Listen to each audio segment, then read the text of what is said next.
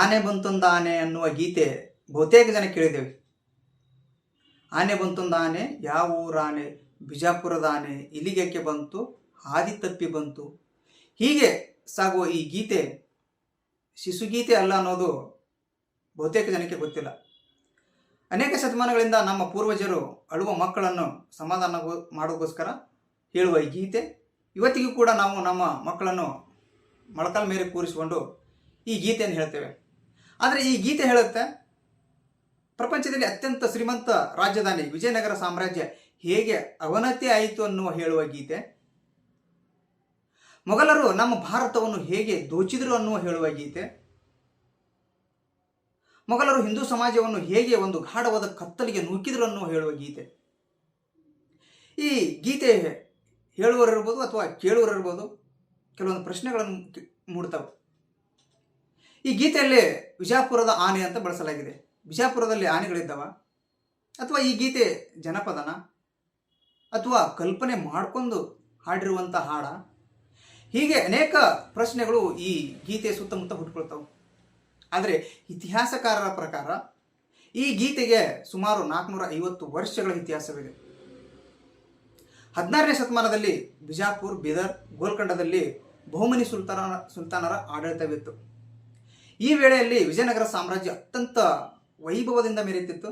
ಶ್ರೀಕೃಷ್ಣ ದೇವರಾಯರ ಕಾಲದಲ್ಲಿ ಪ್ರಪಂಚದಲ್ಲಿ ಮತ್ತು ಭಾರತದಲ್ಲಿ ಅತ್ಯಂತ ಶ್ರೀಮಂತ ರಾಜಧಾನಿ ವಿಜಯನಗರ ಸಾಮ್ರಾಜ್ಯ.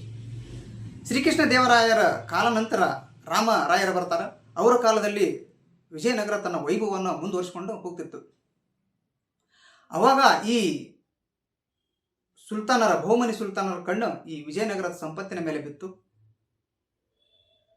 ಬಿಜಾಪುರ, ಬೀದರ್ ಮತ್ತು ಗೋಲ್ಕೊಂಡದ ಈ ಬಹುಮನಿ ಸುಲ್ತಾನರು ಹೇಗಾದರೂ ಮಾಡಿ ವಿಜಯನಗರದ ಸಂಪತ್ತನ್ನು ದೋಚಬೇಕಂತ ಒಂದು ತೀರ್ಮಾನ ಮಾಡ್ತಾರೆ. ಎಲ್ಲರೂ ಒಕ್ಕೂಟವನ್ನು ಮಾಡಿಕೊಂಡು ವಿಜಯನಗರದ ಮೇಲೆ ಯುದ್ಧವನ್ನು ಪ್ರಾರಂಭ ಮಾಡ್ತಾರೆ. 1565ರಲ್ಲಿ ತಾಳಿಕೋಟೆ ಯುದ್ಧ ಅಂತ ಕೇಳಿರ್ಬೋದು ನಾವು. ತಾಳಿಕೋಟೆ ಯುದ್ಧ, ಈ ಯುದ್ಧದಲ್ಲಿ ವಿಜಯನಗರ ಮತ್ತು ಬಹುಮನಿ ಸುಲ್ತಾನರ ಒಕ್ಕೂಟದ ನಡುವೆ ಯುದ್ಧ ಪ್ರಾರಂಭ ಆಗುತ್ತಾ, ಯುದ್ಧ ನಡೆಯುತ್ತಾ. ಬಹುಮನಿ ಸುಲ್ತಾನರು ವಿಜಯನಗರವನ್ನು ಸೋಲಿಸಿ ವಿಜಯವನ್ನು ಸಾಧಿಸ್ತಾರೆ. ಇಲ್ಲಿಗೆ ಭಾರತದಲ್ಲಿ ಇದ್ದಂತಹ ಕೊನೆಯ ಹಿಂದೂ ಸಾಮ್ರಾಜ್ಯ ಅವನತಿಗೊಳ್ಳುತ್ತೆ. ಗೆದ್ದಂತಹ ಸುಲ್ತಾನರು ವಿಜಯನಗರದ ಸೈನಿಕರನ್ನ, ಅಲ್ಲಿದ್ದಂತಹ ಹಿಂದೂ ಸಮಾಜವನ್ನ ಕೊಂದು ಹಾಕ್ತಾರೆ. ಚಿಕ್ಕ ಚಿಕ್ಕ ಮಕ್ಕಳನ್ನು ಕೊಂದು ಹಾಕ್ತಾರೆ. ಕೊಂದು ಹಾಕಿದ ನಂತರ ಅಲ್ಲಿದ್ದಂತಹ ಅಪಾರವಾದ ಸಂಪತ್ತನ್ನು ಆನೆಗಳ ಮೂಲಕ ಹೊತ್ಕೊಂಡು ಹೋಗಕ್ಕೆ ಪ್ರಾರಂಭ ಮಾಡ್ತಾರೆ. ಆನೆಗಳ ಮೂಲಕ ಹೊತ್ತೊಯ್ಯುವಾಗ ಅಪಾರ ಸಂಪತ್ತು ಚೀಲದಲ್ಲಿ ತುಂಬಿಕೊಂಡು ಆನೆಗಳ ಮೇಲೆ ಹೋಗುವಾಗ ದಾರಿ ತುಂಬ ವಜ್ರ, ವೈಡೂರ್ಯ, ಬಂಗಾರಗಳು, ನಾಣ್ಯಗಳು ದಾರಿ ತುಂಬ ಅಲ್ಲೊಂದು ಇಲ್ಲೊಂದು ಬೀಳ್ಕೊಂತ ಹೋಗಿರ್ತಾವೆ. ಸುಮಾರು ಹಂಪಿಯಿಂದ ಬಿಜಾಪುರ ಹೋಗೋದ 200 ಕಿಲೋಮೀಟರ್. ಈ 200 ಕಿಲೋಮೀಟರ್ ಹೋಗುವವರೆಗೂ ಬಂಗಾರ, ವಜ್ರ, ವೈಡೂರ್ಯ, ಹಣ ಅಲ್ಲೊಂದು ಇಲ್ಲೊಂದು ದಾರಿ ತುಂಬ ಬೀಳ್ಕೊಂತ ಹೋಗಿರ್ತಾವೆ. ಇದನ್ನು ನೋಡಿದಂಥ ಅಲ್ಲಿನ ಪ್ರಜೆಗಳು ವಿಜಯನಗರದ ಸಾಮ್ರಾಜ್ಯ ಹೇಗೆ ಅವನತಿ ಆಯಿತು ಅನ್ನೋದು ತಮ್ಮ ಮಕ್ಕಳಿಗೆ, ಯುವಕರಿಗೆ ಹೇಳಕ್ಕೆ ಪ್ರಾರಂಭ ಮಾಡಿದರು ಹಾಡಿನ ಮೂಲಕ. ಯಾಕೆ ಹಾಡಿನ ಮೂಲಕ ಹೇಳಕ್ಕೆ ಪ್ರಾರಂಭ ಮಾಡಿದರು? ಇದ್ದ ಸತ್ಯವನ್ನು ಡೈರೆಕ್ಟಾಗಿ ಹೇಳ್ಬೋದಿತ್ತಲ್ಲ.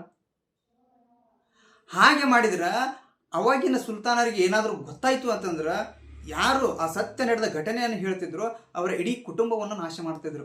ಹೇಗೆ ನಮ್ಮ ಕರ್ನಾಟಕದಲ್ಲಿ ಈಗಿನ ಸರ್ಕಾರ ದ್ವೇಷ ಭಾಷಣ ಎಂಬ ಒಂದು ಮಸೂದೆ ಮಾಡಿದೆ.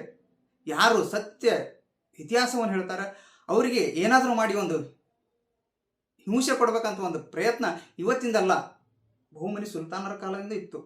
ಅದಕ್ಕೆ ಅವಾಗಿನ ಪ್ರಜೆಗಳು, ಹಿಂದೂಗಳು ಅವರಿಗೆ ಹೆದರಿ ನಡೆದ ಇತಿಹಾಸವನ್ನು ತಮ್ಮ ಮಕ್ಕಳಿಗೆ ಹಾಡಿನ ಮೂಲಕ ಹೇಳಕ್ಕೆ ಪ್ರಾರಂಭ ಮಾಡಿದರು. ನಾವು ಇಲ್ಲಿ ಗಮನಿಸಬಹುದು, ಆನೆ ಬಂತೊಂದು ಆನೆ, ಯಾವ ಊರಾನೆ, ಬಿಜಾಪುರದ ಆನೆ, ಇಲ್ಲಿಗೇಕೆ ಬಂತು, ಹಾದಿ ತಪ್ಪಿ ಬಂತು. ಹಾದಿ ತಪ್ಪಿ ಬಂತು ಅಂತಂದರೆ ಮತಿಗೆಟ್ಟು ಬಂತು.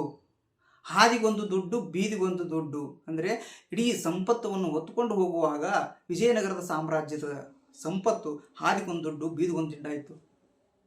ಸಿರಾ ಕೊಬ್ಬರಿಯಂತೆ ಲಟ ಲಟ ಮುರಿದು ಅಂತಂದರೆ ವಿಜಯನಗರದ ಸಾಮ್ರಾಜ್ಯದ ಸೈನಿಕರನ್ನು, ಅಲ್ಲಿದ್ದಂತಹ ಹಿಂದೂ ಪ್ರಜೆಗಳನ್ನು, ತಲೆಯನ್ನು ಕೊಬ್ಬರಿ ಹೆಂಗೆ ಮುರಿತೇವೋ ಆ ಥರ ಕಟ ಕಟ ಮುರಿದು ಇಡೀ ಸಂಪತ್ತನ್ನು ಹೊತ್ತುಕೊಂಡು ಒಯ್ದರು ಅಂತ ಹೇಳುವ ಈ ಕತೆ ನಾವು ಶಿಶುಗೀತೆ ಅಂತ ಇಲ್ಲಿವರೆಗೂ ಹಾಡ್ತೇವೆ. ಆದರೆ ಇದು ಶಿಶುಗೀತೆ ಅಲ್ಲ, ಅಥವಾ ಯಾವುದೋ ಮಗುವನ್ನು ಸಮಾಧಾನ ಮಾಡೋಗೋಸ್ಕರ ಹಾಡುವ ಗೀತೆ ಅಲ್ಲ.